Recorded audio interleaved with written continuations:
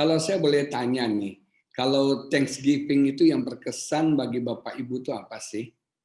Bagi orang bule mungkin yang berkesan di Thanksgiving turkey ya. Tapi bagi orang Indo yang berkesan di Thanksgiving adalah Black Friday. Kok aku udah mulai siap-siap untuk belanja tuh ya. Kok nggak pada ke Woodbury nih? Kayaknya yang masih bukan nggak Woodbury ya. Dan bagi orang BMC yang berkesan di Thanksgiving retreat-nya. Tapi hari ini off dulu ya, tahun ini retreat-nya. Puji Tuhan, tapi apapun yang terjadi kita tetap bersukacita, bersyukur kepada Tuhan. Amin. Oke, pada hari ini saya mengajak kita membuka Mazmur pasal yang ke-92 ayat 2 sampai yang ke-5. Mazmur pasal yang ke-92 ayat 2 sampai yang ke-5 menulis demikian. Adalah baik, it is good untuk menyanyikan syukur, giving thanks kepada Tuhan, dan untuk menyanyikan mazmur bagi namamu yang maha tinggi, dan memberitakan kasih setiamu di waktu pagi dan kesetiaanmu di waktu malam. Perhatikan kata di waktu pagi dan di waktu malam. Dengan bunyi-bunyian 10 tali dan dengan gambus. Daud ini hebat banget. Dia mengajarkan kepada kita bentuk-bentuk ekspresi untuk kita bisa mengucap syukur, untuk kita bisa giving thanks kepada Tuhan. Tadi dia katakan dengan menyanyi, kita bisa menyanyi, terus dikatakan dengan bunyi-bunyian 10 tali dan dengan gambus, dengan iringan kecapi, artinya kita bisa bersyukur, berterima kasih kepada Tuhan dengan musik. Marcel yang bisa main musik, bersyukur bisa talenta musik, dengan musik kita bisa bersyukur kepada Tuhan. Sebab telah kebuat aku bersukacita. Salah satu ekspresi daripada Thanksgiving adalah joyfully. Kita bersukacita kepada ya Tuhan, dengan pekerjaanmu, kadang perbuatan tanganmu, aku bersorak-sorak, shout for joy. Betapa besarnya pekerjaanmu ya Tuhan, dan sangat dalamnya rancangan-rancanganmu. Tema khotbah saya pada hari ini, Attitude and Power of Thanksgiving. Kita mau memiliki attitude yang benar untuk mengucap syukur. Kalau kita punya attitude yang benar untuk mengucap syukur, maka saya percaya ada berkat-berkat ilahi yang luar biasa Tuhan akan curahkan bagi setiap kita. Nah, attitude, kalau kita berbicara attitude, yang pertama adalah Thanksgiving itu adalah perintah Tuhan. God's command. Thanksgiving itu adalah God's will. Kalau Anda pelajari dalam kitab Imamat, salah satu yang detail dan wajib adalah korban ucapan syukur. Korban ucapan syukur, dicatat. Korban ucapan syukur artinya Tuhan memerintahkan bangsa Israel untuk membawa korban ucapan syukur. Kalau kita bicara korban, give a sacrifice of ucapan syukur, itu artinya korban. Sesuatu yang kita lakukan mungkin agak berat, sesuatu yang perlu pengorbanan, sesuatu yang butuh effort, sesuatu yang butuh usaha, sesuatu yang menyakitkan bagi kita untuk melakukan itu, dan itu adalah perintah Tuhan.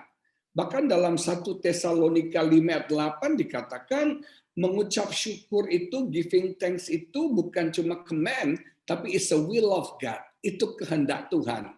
Nah, kalau kita tahu Thanksgiving itu perintah Tuhan, itu kehendak Tuhan, ya kita harus melakukannya. Yang kedua yang kita mesti pelajari adalah Thanksgiving itu harus menjadi lifestyle kita. Harus menjadi gaya hidup setiap kita. Makanya dikatakan tadi pada waktu pagi dan pada waktu malam. Kembali lagi ke kitab Imamat, Bapak Ibu Saudara sekalian, mereka harus bawa korban ucapan syukur itu waktu pagi dan waktu malam. Jadi bukan cuma setahun sekali di Amerika, Thanksgiving itu day and night, pagi dan petang. Amerika cuma setahun sekali, kasihan deh loh. Mestinya setiap hari.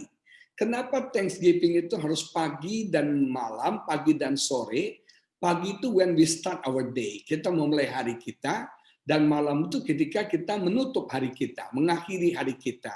Jadi artinya ketika kita memulai hari, kita harus mengucap syukur. Ketika kita menutup hari kita juga mengucap syukur.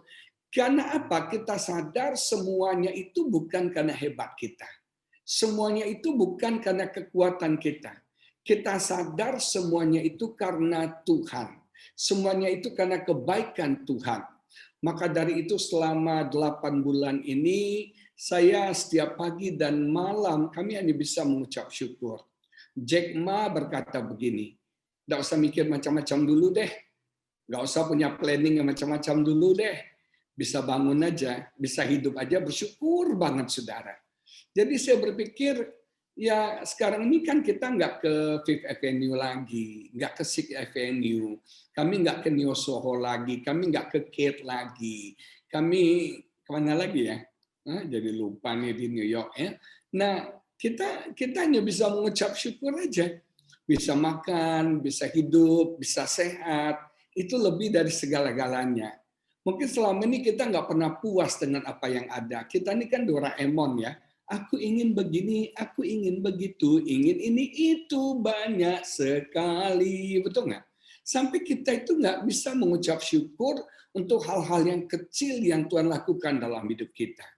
Nah sekarang selama 8 bulan ini saya belajar menghargai dan mengucap syukur untuk hal-hal yang sederhana, yang kecil yang Tuhan lakukan dalam hidup saya.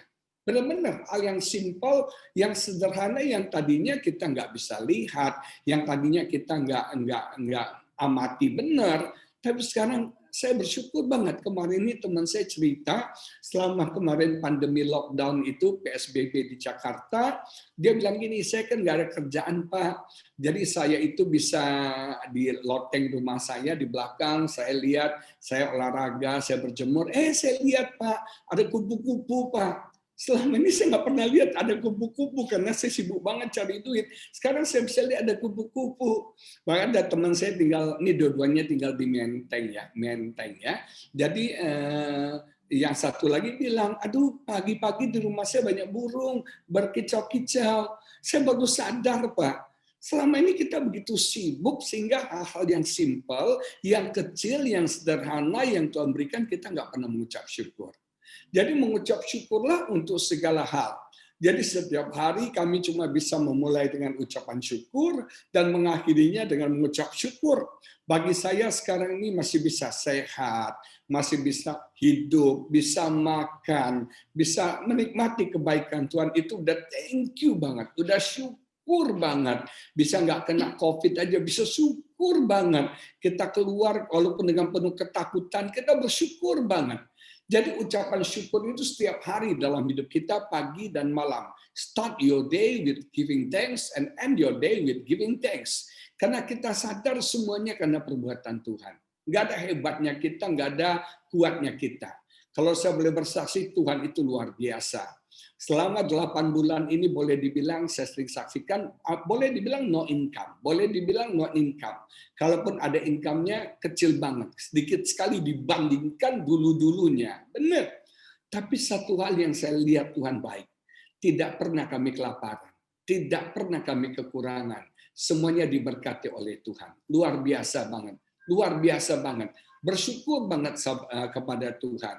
Saya itu kemarin baru ganti mobil. Saya punya mobil sudah tua, sudah Pak Yongki sempat naik ya. Udah tua, tapi bagi Pak Yongki sih udah bagus banget katanya. Tapi mobilnya udah tua, udah mulai resek, udah mulai macam-macam rusak dan perbaikannya pasti mahal banget. Jadi akhirnya teman saya bilang Pak jual aja karena harganya drop banget. Harganya sudah drop. Teman saya bilang nanti jadi hitungnya jualnya kiloan katanya. Daripada jual kiloan ya udah jual aja. Kebetulan ada yang mau, dah harganya lumayan.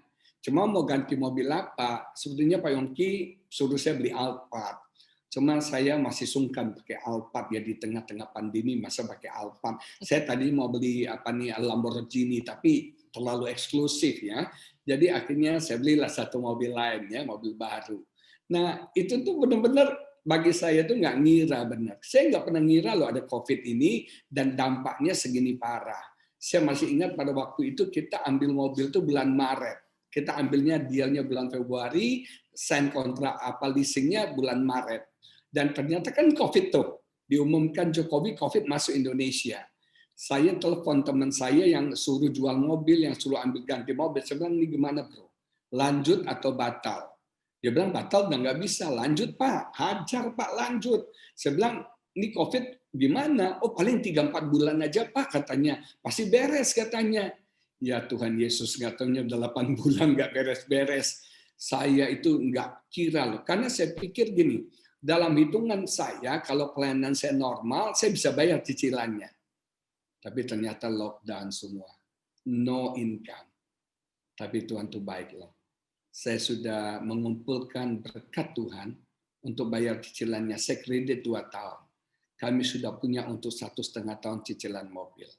Tinggal 1,5 tahun lagi tunggu dari New York. Beres semuanya. Haleluya. Tuhan itu luar biasa. Apa kita nggak bisa mengucap syukur ya? Untuk segala kebaikan, kemurahan Tuhan dalam hidup kita. Maka dari itu kita jangan pernah lupa. Kenapa pagi dan malam? Supaya kita nggak lupa. Salah satu penyakit manusia itu adalah lupa.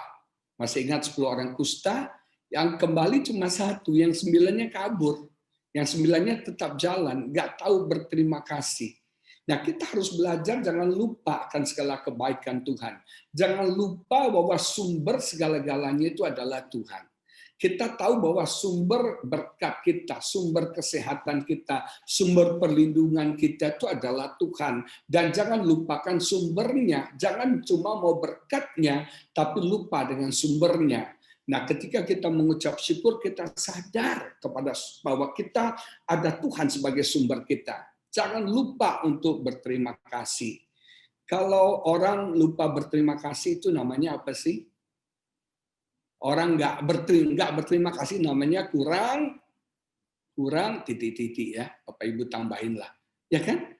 Kalau Pak Yongki kasih saya sesuatu, saya akan bilang, oh iya Pak, thank you Pak, thank you. Oh, kalau nggak thank you cepat bisa parah. Amlodipinnya cepat harus diminum, saudara ya. Tapi yang luar biasanya, kalau misalnya Pak Yongki kasih saya sesuatu, saya tahun depan bilang thank you Pak. Itu kan bocengli Bapak Ibu saudara sekalian. Ketika kita menerima kebaikan orang, sebaiknya kita langsung berterima kasih. Begitu juga sama Tuhan. Jangan lupa berterima kasih untuk kebaikan Tuhan yang kita alami dalam hidup kita.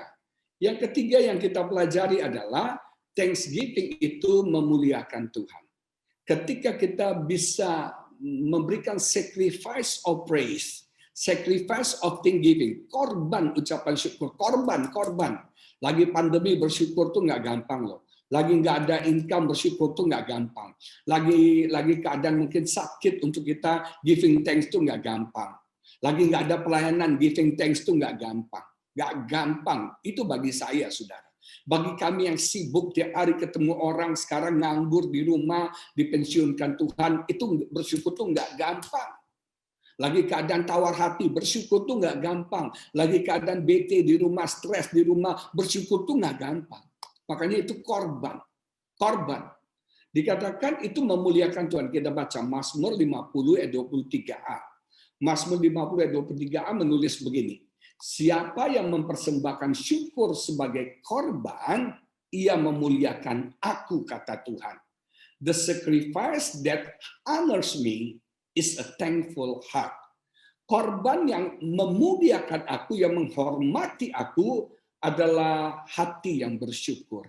Hati yang berterima kasih. Dan kita belajar dari Daud. Daud adalah orang yang tahu berterima kasih.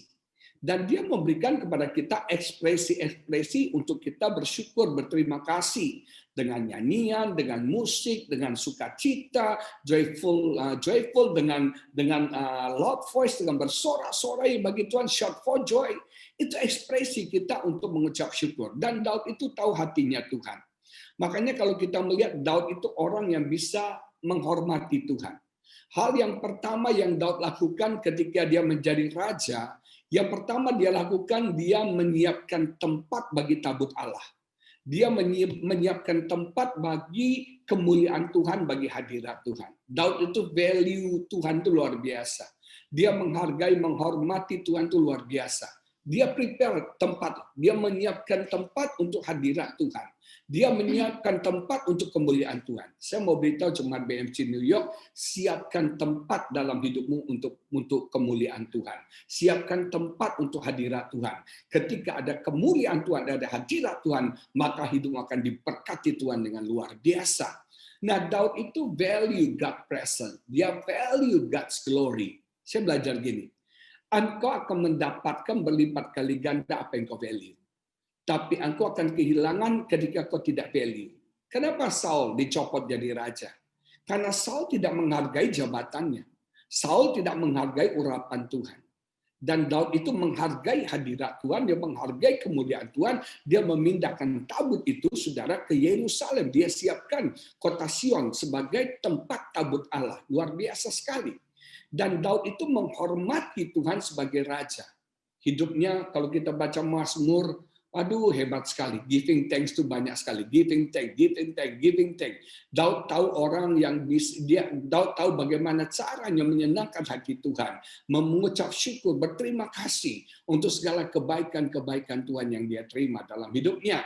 Jadi ingat, ketika kita mempersembahkan korban syukur, ke korban ucapan syukur kita, maka itu akan memuliakan Tuhan. Yang keempat, berikan ucapan syukur. Giving thanks for everything and in everything. Kenapa saya tulis for and in? Saudara, kita mengucap syukur pasti for. Karena Tuhan baik, karena Tuhan besar. It is good to giving thanks to God. Give thanks to God because He is great. Jadi selalu ada for. Kita mengucap syukur karena ada for. Ada kebaikannya, ada kemurahannya, ada berkatnya, ada anugerahnya, ada rahmatnya yang luar biasa. Giving thanks for. Tapi kalau giving thanks for itu rasanya itu normal aja. Kalau Pak Yongki baik sama saya berterima kasih. Itu nggak spesial. Itu seharusnya. Betul ya Pak Yongki ya? Kalau Pak Yongki kasih saya iPhone 12 ya, iPhone 12. Kalau kok jangan begitu ya, serius nih ya. iPhone 12, istri saya mau iPhone 12 nih. Nah, saya berterima kasih itu cengli banget. Itu seharusnya begitu. Kalau saya nggak terima kasih itu cengli banget ya, kamsia ya. Nah, tapi gini, artinya itu polite, itu tata krama, itu etika. Kalau Tuhan baik sama kita bersyukur, itu tata krama, itu seharusnya. Tapi yang lebih tinggi lagi adalah giving thanks in everything. In everything. Nah ini nggak gampang. Artinya kita tidak cuma mengucap syukur for everything. Ketika kita mengalami perbuatan baik, kita bersyukur. Tapi ketika kita mengalami hal yang tidak baik, apakah kita masih bersyukur? Makanya Tesalonika berkata, in everything give thanks. Artinya apapun situasi yang Anda sedang alami, apapun keadaan yang Anda sedang alami, apapun masalah yang Anda sedang alami, apapun situasi yang Anda sedang alami, in that situation, giving thanks. Di dalam pandemi ini, giving thanks. Di dalam persoalan itu, giving thanks. Di dalam lagi cuti pensiun ini, giving thanks. In everything. Artinya gini, kita nggak mau cuma hanya berkat Tuhan. Tapi kita mau Tuhan. Karena kita percaya ketika kita giving thanks di dalam masalah kita, ada jalan keluar. Saya nggak pernah lupa cerita tentang Yunus. Kami nonton Jonah itu ya, di mana? Lancaster ya, puji Tuhan. Nah, saya nggak pernah lupa Yunus itu kan dia berontak sama Tuhan, datang ikan besar, menelan dia. Dia ngomel, dan Alkitab berkata, pada hari ketiga kalau tidak salah, dia mulai mempersembahkan korban ucapan syukur di dalam perut ikan. Ini bukan di Holiday Inn Times Square, bukan di Hilton Times Square, tapi ini di perut ikan. Dan mungkin hari itu hebat sekali, ketika dia mempersembahkan korban ucapan syukur di perut ikan, Alkitab berkata, Tuhan memerintahkan ikan itu memuntahkan Yunus. Artinya apa? Di dalam masalah kita, di dalam kesesakan kita, ketika kita bisa mengucap syukur, maka Tuhan akan memberikan jalan keluar bagi kita. Tuhan akan memberikan solusi, kelegaan bagi setiap kita.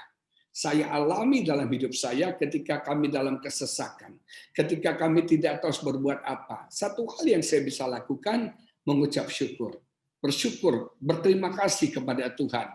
Dan saya melihat jalan keluar Tuhan berikan. Solusi Tuhan berikan. Mukjizat, pintu yang tadinya saya pikir tidak terbuka, ternyata terbuka.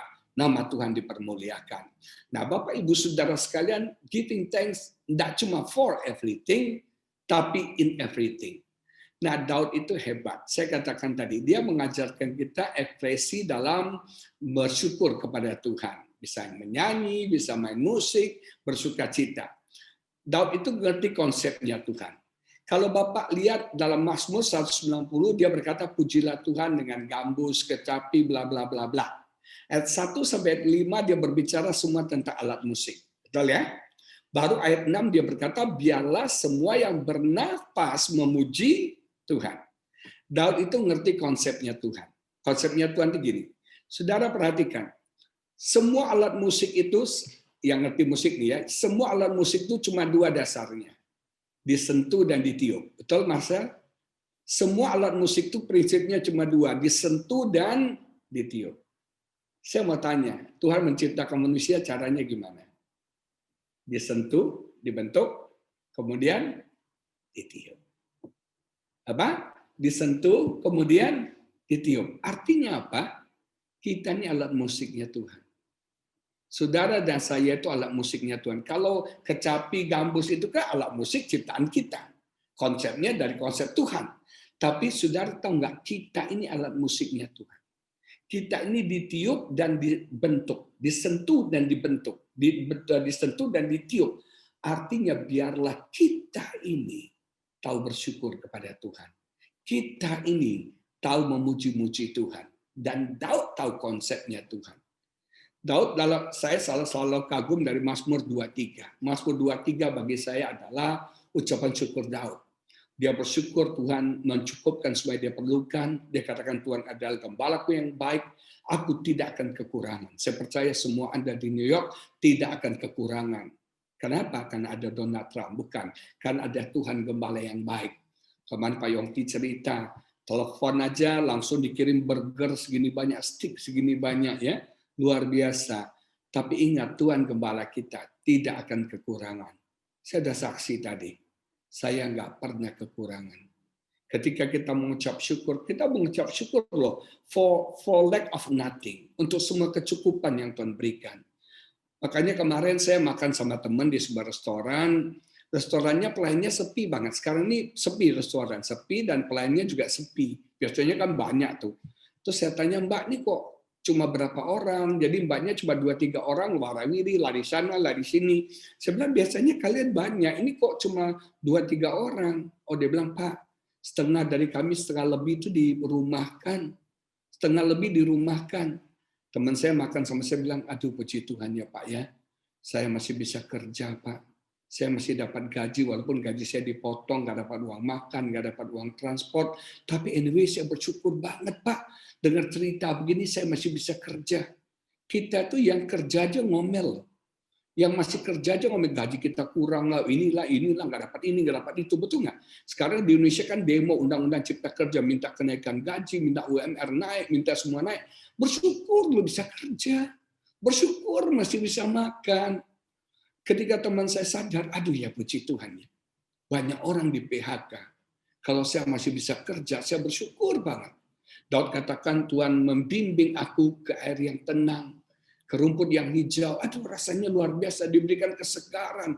Tuhan membimbing, menuntun kita. 8 bulan ini saya ngerasain Tuhan nuntun kami luar biasa. Tuhan pimpin hidup kami itu luar biasa. Salah satunya YouTube channel itu. YouTube channel saya itu nggak pernah pikir punya YouTube channel. Saya orang yang anti media sosial. Saya nggak aneh ya. Saya paling nggak suka kepo di media sosial. Saya kan orangnya tipenya rendah hati ya. Nggak suka mengaktualisasi diri itu nggak suka. Saya sama Pak Yongki, low profile banget. Tapi in the high mountain ya. Nah saudara sekalian, saya itu nggak suka media sosial. Saya dulu nggak punya YouTube, nggak punya Instagram, nggak punya Facebook. Instagram pun istri saya yang buat itu miminnya istri saya. Jadi dia ngatur semua karena dia bilang kita harus eksis juga loh. Orang semua eksis. Orang sekarang punya TikTok lah, Twitter, saya nggak punya. Saya cuma punya Instagram. Tapi waktu awal-awal pandemi, saya bilang saya nganggur. Saya pendeta kok nganggur ya? Apa yang harus saya lakukan Tuhan? Yaitu Tuhan bisik sama saya, kamu bisanya apa? Saya bilang saya cuma bisa khotbah. Ya nggak bisa, jual ayam bisa. Jual khotbah kan nggak bisa. Tuhan bilang buka YouTube channel. Akhirnya istri saya yang gaptek, kami ini dua-dua gaptek, tiba-tiba dia pencet-pencet YouTube, kesambung, masuk. Bisa bisa buat account saya. Dan langsung kita posting yang saya nyanyi itu, nyanyinya? Jesus Beautiful Say, itu postingan pertama loh. Saya posting itu, dan lumayan. Akhirnya berlanjutlah sampai sekarang. Jadi Tuhan itu tuntun luar biasa. Tuhan itu tuntun dengan luar biasa. Dan dia menyegarkan jiwa kita. Dia menyegar, restore our soul. Sekarang ini banyak orang lagi stres, lagi depresi. Jujur ya, kami ini kemarin itu sempat tawar hati. Saya nggak takut soal uang, soal makan, saya nggak takut. Karena saya tahu Tuhan pasti cukupkan. Tapi yang bikin saya stres itu apa? Saya nggak punya fellowship lagi. Kita sekarang ini kan orang untuk ketemu kita pun orang takut. Bukan cuma kita takut ketemu orang ketemu kita juga takut, benar. Ketemu kita juga takut. Jadi saya kehilangan sekali momen bersama orang-orang. Apalagi kayak sama Pak Yongki gitu, seru banget. Saya kalau ketemu Pak Yongki pasti pelukan. Walaupun dia tinggi, gue lihat saya Daud gitu, imut-imut gitu ya. Nah, kita kehilangan itu. Dulu saya hampir setiap hari keluar rumah sibuk, setiap hari sibuk keluar rumah ketemu orang, pelayanan. Jadi otak kita tuh tajam karena kita selalu pakai diasah ya. Sekarang berdua aja melongo di rumah. Sampai tanpa sadar ya, kami ini berdua suka melongo gitu loh. Tahu melongo ya? Melongo bengong aja. Sampai istri saya bilang, "Papi kamu kok melongo?" Iya nih, otakku jadi tumpul. Mau ngambilnya sendok, yang diambilnya piring gitu loh. Sampai kayak gitu. Kenapa? Karena nggak ketemu orang. Tapi saya bersyukur sekali Tuhan selalu memulihkan jiwa kami. Tuhan selalu menyegarkan jiwa kami. Nah, tapi Daud itu tidak hanya bersyukur for, tapi juga in everything. Dikatakan ketika aku dalam lembah kekelaman. Haleluya. God present is with me. Hadirat Tuhan ada bersama dengan aku. Bersyukur ketika Anda ada dalam lembah kekelaman. Karena kita nggak sendirian. Ada hadirat Tuhan menyertai setiap kita. Oh, di dalam masa-masa gelap dalam hidup kita, Tuhan ada bersama kita. Dikatakan ketika aku di depan lawanku, in front of my enemy. Dikatakan Tuhan menyediakan makanan. He set the table. Tuhan set the table untuk kita makan di depan lawan kita. Wah, keren banget. Orang kalau di depan lawan kan kita nggak mungkin makan, kita makan enak-enak. Dia makan dan Tuhan provisi, Tuhan cukupkan. Jadi Bapak Ibu Saudara sekalian, bersyukurlah for everything, tapi juga bersyukur in everything. Itu luar biasa. Nah, yang terakhir yang saya mau sampaikan, Thanksgiving itu harus lahir dari apa?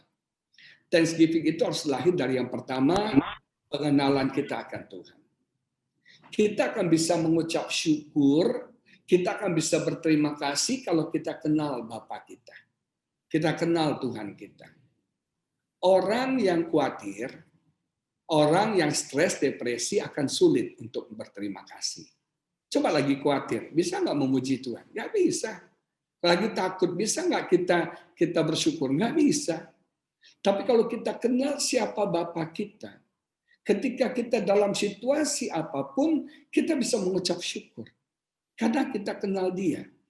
Saya kenal istri saya kenal siapa dia, dan apapun yang terjadi, saya tahu pasti siapa dia.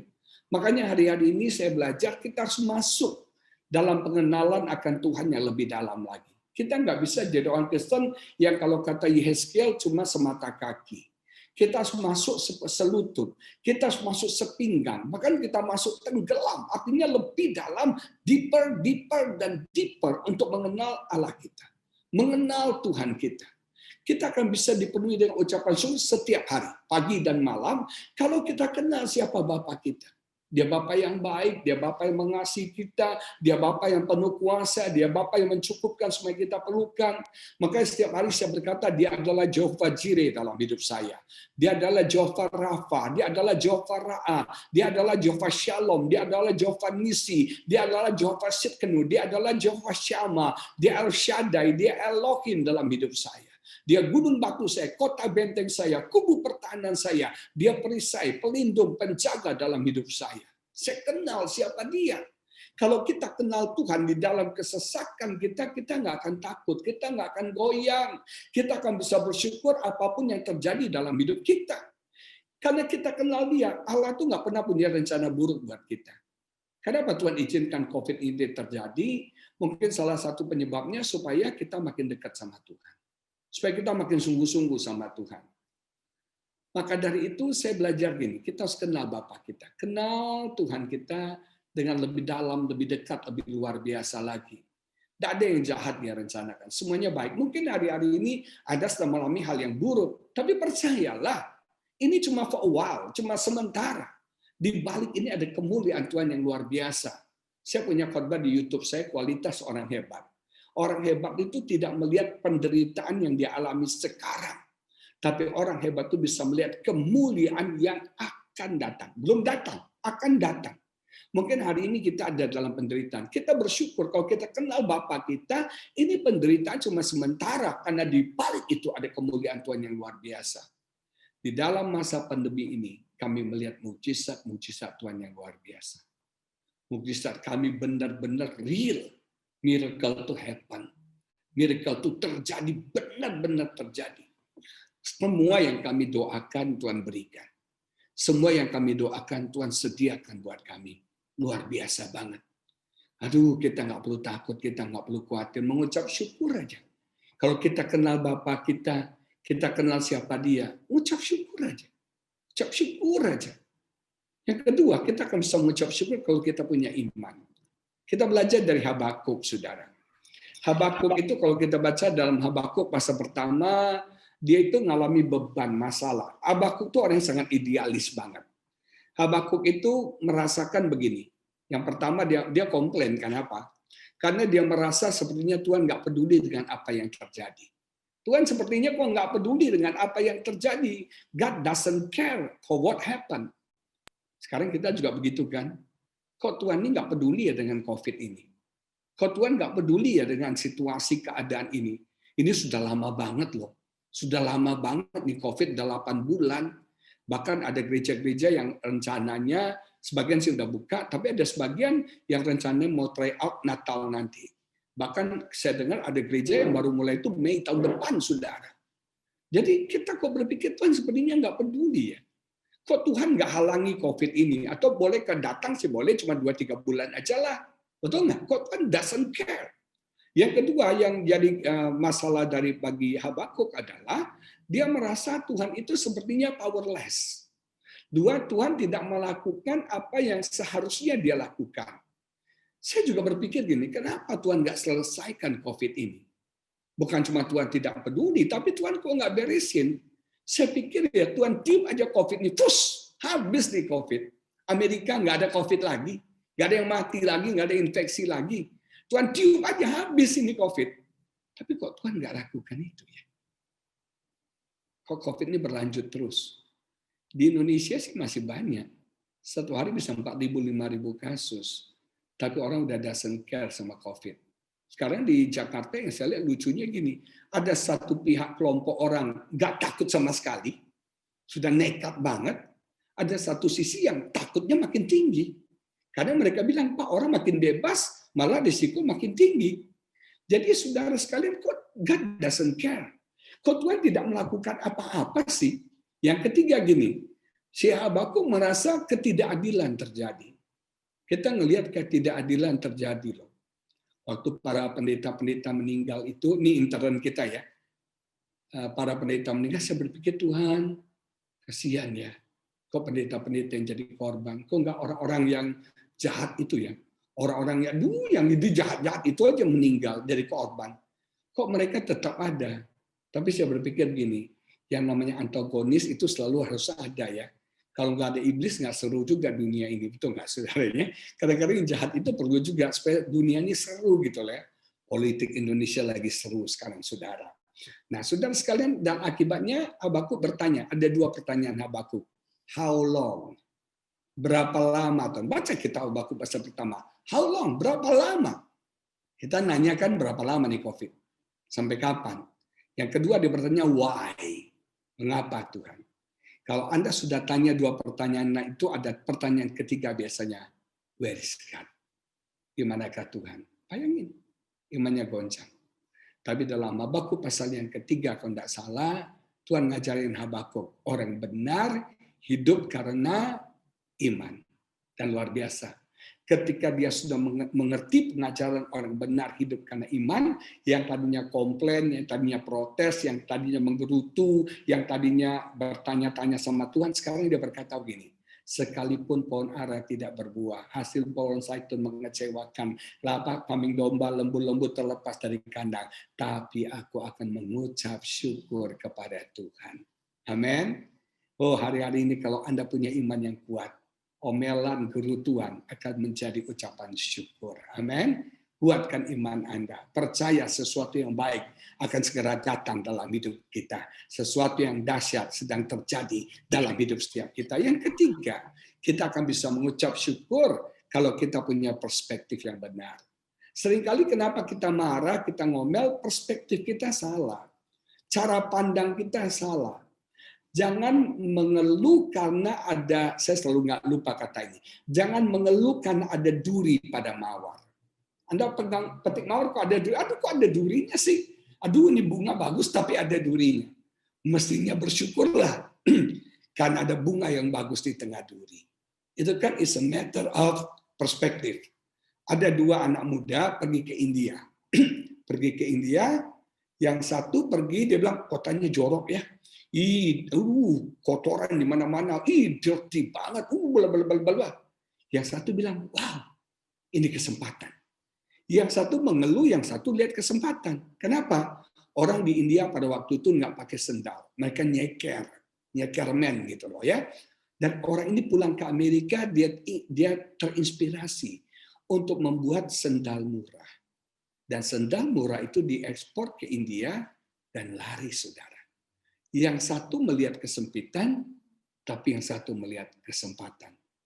Nah, kita harus belajar punya perspektif yang benar. Perspektif yang benar. Saya pernah sering cerita lah, istri saya sebelum kenal saya, dia sudah pacaran 8 tahun kan, dengan K3JH, kurus kering peng, jelek hidup itu kan, nah, pacaran 8 tahun, kemudian putus, cowoknya selingkuh dengan teman baiknya, patah hati. Tapi itu baik. Itu jadi kesempatan dia ketemu sama Hyun Bin sekarang kan, ketemu sama Andy Lau, dan akhirnya mereka menikah dan diberkati Tuhan. Amin, amin sayang. Amin. Nah, saudara sekalian, perspektif kita harus benar. Kalau kita melihat semua keadaan dengan perspektif yang benar, maka kita akan bisa bersyukur. Kita bisa giving thanks. Nah, kita masuk kedua lagi, power of thanksgiving. Powernya apa nih? Apa? Kuasa daripada mengucap syukur. Mengucap syukur akan create an atmosphere for our blessing. Ketika kita mengucap syukur, atmosfer berkat itu tercipta.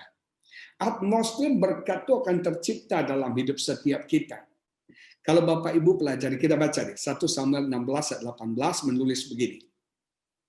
1 Samuel 16 ayat 18, lalu jawab salah seorang hamba itu katanya, sesungguhnya aku telah melihat salah seorang anak laki-laki Isai, orang Bethlehem itu yang pandai main kecapi. Ia seorang pahlawan yang gagah perkasa, seorang prajurit yang pandai bicara, elok perawakannya, dan Tuhan menyertai dia. Kita lihat ya, dia seorang pemain kecapi, dia pahlawan yang gagah perkasa, dia seorang prajurit, dia orang yang pandai bicara, dia elok perawakannya mirip saya. Dan yang keenam, dia disertai Tuhan. Sekali lagi ya, dia pintar main kecapi, dia pahlawan yang gagah perkasa, dia seorang prajurit, dia orang yang pandai bicara, dia orang yang elok perawakannya, dan yang keenam, Tuhan menyertai dia. Saya mau tanya, yang membuat Daud masuk ke istana apa?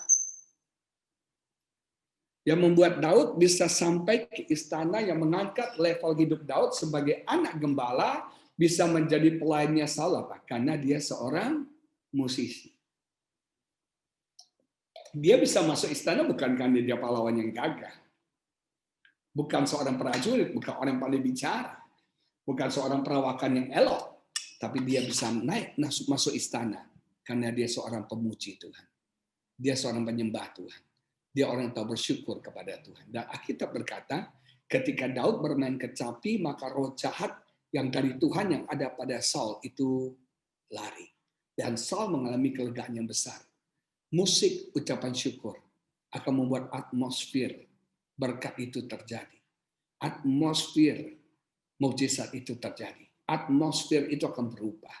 Makanya kenakan jubah pujian.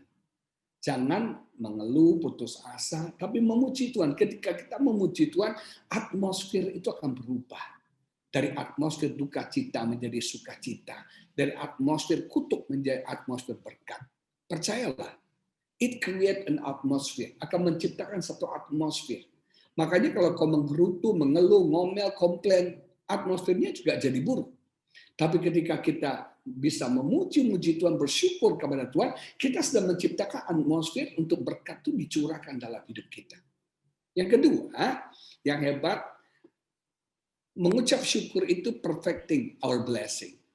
Masih ingat cerita 10 orang kusta tadi? Mereka ketemu Yesus dan Yesus bilang, kamu tahir, kamu sembuh. Mereka pergi on the way di tengah perjalanan, betul sembuh. Dalam bahasa Inggrisnya cleanse, mereka bersih, cleanse, tahir. Dari 10, 1 kembali. Yesus tanya, mana yang 9 lagi? Yang 1 dikatakan ketika dia berterima kasih kepada Tuhan, apa yang terjadi? Kita berkata, dia menjadi whole. Tadinya cuma cleanse, sekarang menjadi whole. Makanya kita harus belajar, bukan cuma cleanse, tapi whole. Tuhan tidak mau cuma menyembuhkan kita secara fisik, tapi menyembuhkan keuangan kita, menyembuhkan rumah tangga kita, menyembuhkan semua aspek hidup kita, pergaulan kita disembuhkan secara whole. Dia yang tadinya cuma cleanse, tahir, sekarang menjadi utuh sepenuhnya. Ketika kita bisa berterima kasih, maka apapun akan Tuhan sempurnakan dalam hidup kita, akan diperfect sama Tuhan. Yang ketiga, yang terakhir. Ketika kita bisa mengucap syukur, maka ucapan syukur kita multiplying our blessing. Akan melipat gandakan berkat Tuhan dalam hidup kita. Ingat tentang 5 roti dan 2 ikan. Apa yang Yesus lakukan? Yesus mengucap syukur. He give thanks. Dia mengucap syukur 5 roti dan 2 ikan. Makanya mengucap syukur dengan berkat yang Tuhan berikan bagi kita. Mengucap syukur untuk semua yang Tuhan izinkan kita miliki dalam hidup kita. Maka dari 5 roti 2 ikan ketika dia mengucap syukur yang tadinya not enough. Tadinya murid-murid bilang ini nggak cukup, ini not enough. Menjadi more than enough. Yang tadinya nggak cukup menjadi lebih dari cukup. Yang tadinya sedikit menjadi abundant, menjadi kelimpahan yang luar biasa. Memberi makan 5.000 laki-laki saja, sisa 12 bakul. Ketika kita bisa mengucap syukur, maka kita akan melihat not enough menjadi more than enough, little menjadi abundance. Boleh saya bagikan ayat-ayat terakhir ya. Kita baca Kisah Rasul 2, 46 dan 47. Kisah Rasul pasal 2, 46, 47 dikatakan demikian. Dengan bertekun dan dengan sehati mereka berkumpul tiap-tiap hari dalam bait Allah. Mereka memecahkan roti di rumah masing-masing secara bergilir dan makan bersama-sama dengan gembira, dengan tulus hati sambil memuji Allah. Ini merupakan kebiasaan jemaat gereja mula-mula. Mereka berkumpul, bertekun, memecahkan roti, dan mereka makan bergembira sambil memuji Allah. Apa yang terjadi? Dan mereka disukai semua orang. Dan tiap-tiap hari Tuhan melipat gandakan jumlah mereka dengan orang yang diselamatkan. BMC, kalau jemaat BMC bisa mengucap syukur, giving thanks every day, Anda akan disukai orang, ucapan syukur Anda akan attract people coming to Amherst, ya, akan datang beribadah, dan Anda akan mengalami multiplikasi di dalam jemaat. Akan ada multiplikasi. Haleluya. Baca lagi ke Yeremia 30 ayat 19. Ini bagus banget. Yeremia 30 ayat 19 menulis begini. Yeremia 30 ayat 19, nyanyian syukur akan terdengar dari antara mereka. Juga suara orang yang bersukaria. Aku akan membuat mereka banyak. Aku akan membuat mereka banyak. Dan mereka tidak akan berkurang lagi. Mereka akan increase. Aku akan membuat mereka dipermuliakan dan mereka tidak akan dihina lagi. Hebat. Ketika kita bisa giving thanks sama Tuhan, kita akan mengalami increasing, multiplying, dan kita akan dipermuliakan dan tidak akan dihina lagi. Dalam terjemahan The Message Bible bilang gini, Thanksgiving will pour out of windows, yang ini ya, things will get better and better. Ketika kita bisa mengucap syukur, semua hal akan menjadi lebih baik, dan lebih baik lagi. Depression days are over. Hari depresi hilang, habis semua. They will thrive, bukan cuma survive ya. Thrive itu menang di atas survive. They will flourish, mereka akan berkembang. The days of contempt will over. Dalam terjemahan di Amplified Bible lebih bagus lagi. Dikatakan from them will come song of thanksgiving and the voices of those who dance and celebrate, and I will multiply them. Amplified Bible.